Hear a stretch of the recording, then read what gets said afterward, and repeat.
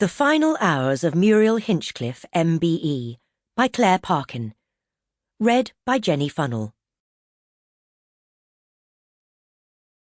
For R, who made everything possible, and H and E, who make everything even better.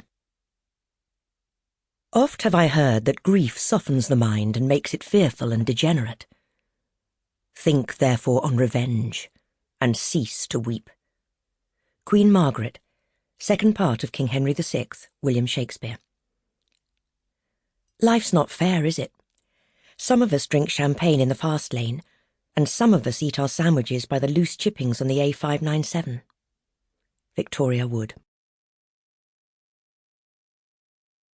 Monday, 24th of June, 2019. Evening. A death is announced. Now that I think about it, it wasn't so much Muriel telling me she was going to die. It was more that she gave her death an actual date and time that unnerved me so much.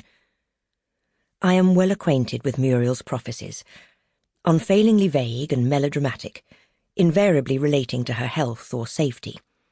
A whispered, "Ruth, you mustn't leave me alone tonight.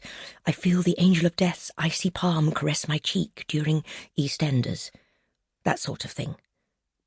Yes, I am very familiar with Muriel's predictions, which by now I am able to predict myself because they occur, without exception, when I have plans to go out for the evening. But that was the other curious thing. I had no such plans for tonight. I was a free agent, anticipating the familiar, comforting ups and downs of a night in with Muriel, a cup or two of chamomile tea, a game of Scrabble, a furious row. It had been an unseasonably cool, wet June, and I was sick to the back teeth with the relentless grey of it all, with everything feeling so damp and claggy, inside and out. It would have been so pleasant, had things not taken the turn that they did, to have curled up in my usual armchair next to the electric fire, having finally persuaded Muriel to switch the blasted thing on.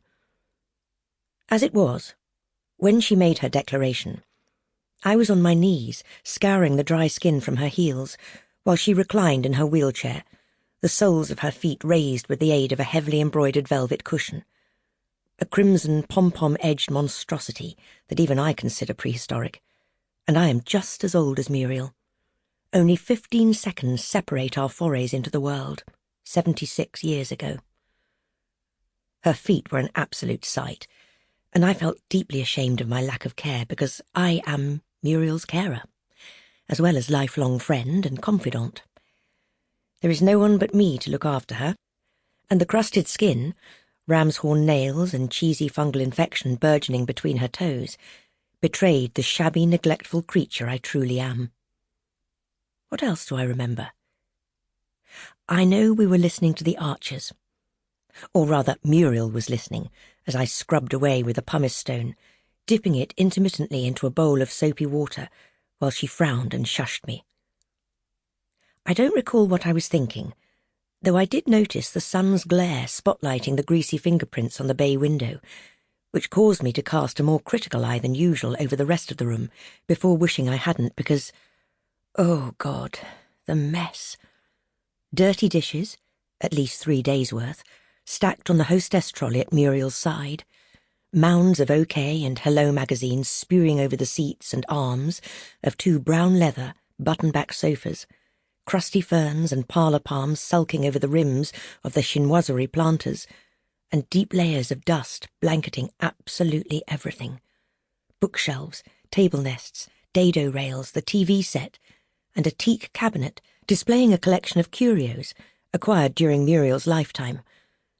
Her grandfather's leech jar, a maiden aunt's wooden leg, 2 glass asthma inhalers left behind by Harvey, and a stuffed ginger tomcat that had, in fairness, belonged to my mother. The state of the room, and I hold my hand up to this, is in no small part down to my domestic ineptitude. But I'm not the only one at fault here. The elephant in this house is Muriel, or rather Muriel's short arms, deep pockets, and downright pig-headed refusal to put a penny towards renovating the place. Edwardian houses, I often tell her, do not look Sample complete. Ready to continue?